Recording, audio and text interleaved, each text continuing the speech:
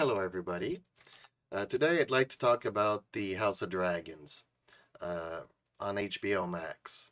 Lately, I haven't been able to find anything worthy to watch on TV, and I was very hesitant at first to watch this show. Lately, Hollywood is doing a lot of the message in their shows, which is getting on my nerves, my last nerve. But anyways, I gave this show a chance. First episode, I was blown away by Matt Smith's role in this. I mean, it was just awesome, well written. The show is well written. I mean, the scripts, there's a lot of, you can see that there's a lot of work that went into this scripts. There's a lot of work that went into the story, and they know what they're doing here. The show is I mean, visually it's great. Uh, I mean, I got taken in the first episode by Matt Smith. His role, his character is well fleshed out. A lot of intrigue is going on. A little bit of hints here and there.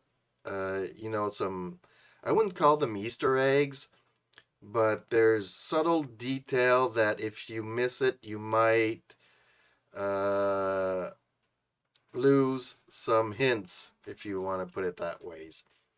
As for the princess, future queen, or wherever they're going with this, I'm still on the fence with her character.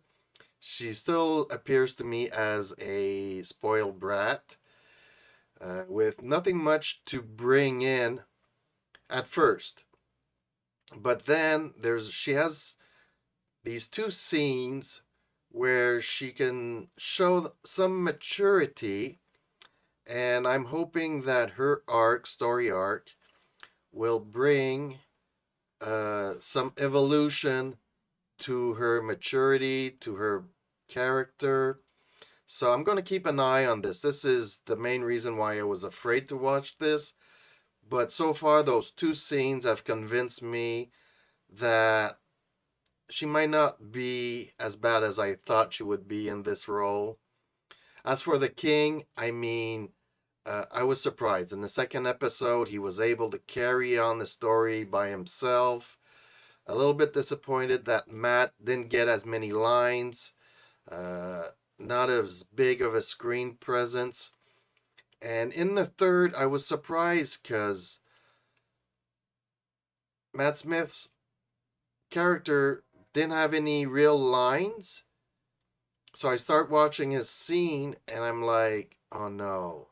In the first, he had a lot of lines. In the second episode, not so much. And in the third, I'm like, okay, I've been watching him for a minute or two now. He hasn't spoken, he hasn't said anything.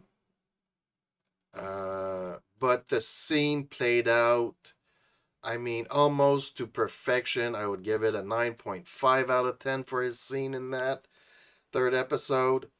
It was okay. I'm hooked. I'm definitely hooked. And I'm anxious to see how this series plays out. So definitely give it a try, give it a chance, and maybe you'll be pleasantly surprised. So catch you in the next one. See you later.